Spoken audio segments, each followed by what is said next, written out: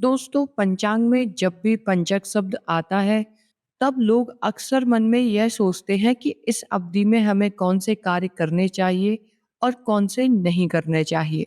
इस वीडियो में हम विस्तार से जानेंगे कि पंचक क्या होता है, जुलाई के एंड में और अगस्त के स्टार्टिंग में यह कब आरंभ हो रहा है और कब समाप्त होगा, और इस दौरान हमें किस बातों का ध्यान रखना बेहद जरूरी है। वीडियो को अंत तक अवश्य देखें ताकि पूरी जानकारी को आप स्पष्ट रूप से प्राप्त कर सके। हमारे ज्योतिष शास्त्र के अनुसार जब चंद्रमा कुंभ राशि के अंतिम चरण से लेकर मीन राशि तक की यात्रा करता है, तो इस दौरान क्रमशः कनिष्ठा, शतभिषा, पूर्व भाद्रपद, उत्तरा भाद्रपद और रेवती नक्षत्र, इन 5 नक्षत्रों का संयोग बनाता है। इसी 5 नक्षत्रों की अवधि को पंचक कहा जाता है, क्योंकि यह अवधि केवल 5 नक्षत्रों से मिलकर बनती है, जिस कारण से इसका नाम पंचक पड़ा है। पंचांग के अनुसार यह अवधि यानी कि पंचक प्रत्येक महीने लगभग 4.5 से 5 दिन तक ही रहता है और यह चक्र नियमित रूप से आता रहता है। दोस्तों, अब बात करते हैं मेन जानकारी के लिए। जुलाई के एंड में और अगस्त के स्टार्टिंग में पंचक की सटीक तिथि और सटीक समय। जुलाई के महीने में पंचक आरंभ हो रहा है 31 जुलाई 2026 यानी दिन शुक्रवार को, जिसका समय रहेगा सुबह 6:38 पर, और पंचक समाप्त हो रही है 4 अगस्त 2026 यानी दिन मंगलवार को, और पंचक समाप्त होने का समय रहेगा रात्रि 9:54 पर। इसका मतलब है पंचक 31 जुलाई दिन शुक्रवार को प्रातः 6:38 पर आरंभ होकर 4 अगस्त दिन मंगलवार को रात्रि 9:54 तक रहेगी।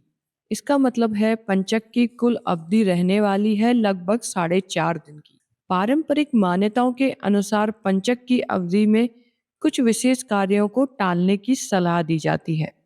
आइए इन्हें एक एक करके समझते हैं। सबसे पहले छत का निर्माण या छप्पर का डलवाना।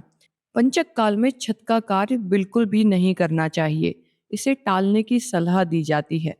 पंचक काल में लकड़ी से संबंधित कार्य बिल्कुल नहीं करना चाहिए, जैसे नया फर्नीचर बनवाना अथवा लकड़ी खरीदना इस दौरान बिल्कुल वर्जित माना गया है। पंचक काल में दक्षिण दिशा की ओर यात्रा नहीं करनी चाहिए। पंचक काल में ऐसी मान्यता है कि दक्षिण दिशा की तरफ यात्रा करने से बचना चाहिए। पंचक काल में खाट या चारपाई को नहीं बनवाना चाहिए। पंचक काल में ना ही नई खाट बनाई जाती है और ना ही चारपाई की बुनवाई कराई जाती है। बताए गए कार्यों में से अधिकांश मान्यताएं हमारी परंपरा से जुड़ी हुई हैं। ऐसा माना जाता है कि पंचक काल में शुरू किया गया कार्य बार बार दोहराना पड़ सकता है, इसीलिए इन चीजों को टालने की सलाह दी जाती है।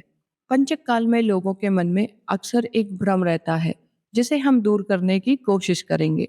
पंचक का अर्थ यह नहीं है कि इस दौरान कोई भी शुभ कार्य नहीं किया जाता या इस दौरान किए गए सारे कार्य अशुभ होते हैं। ऐसा नहीं है। पंचक काल में नित्य पूजा पाठ करना, दान पुण्य करना, मंत्रों का जाप करना तथा सामान्य दैनिक कार्य पंचक काल में भी सामान्य रूप से किया जा सकता है। केवल बताए गए कुछ विशिष्ट कार्यों को लेकर ही पारंपरिक सावधानी बरती जाती है। इसके अतिरिक्त पंचक काल में भी कुछ नक्षत्रों का संयोजन बेहद सुफलदायी माना जाता है। दोस्तों, यह तो थी जुलाई के एंडिंग और अगस्त के स्टार्टिंग के पंचक की महत्वपूर्ण जानकारी। यदि आप इस अवधि में कोई भी महत्वपूर्ण कार्य करने की योजना बना रहे हैं, तो हमारे द्वारा बताई गई तिथियों और पारंपरिक मान्यताओं को ध्यान में रखें और किसी बड़े निर्णय से पूर्व अपने स्थानीय पंडित से एक बार परामर्श अवश्य लें। यदि यह जानकारी आपको उपयोगी लगी है तो वीडियो को लाइक करें, अपनों के साथ शेयर करें। ऐसे ही पंचांग और ज्योतिष से जुड़ी जानकारी के लिए चैनल को सब्सक्राइब करना ना भूलें।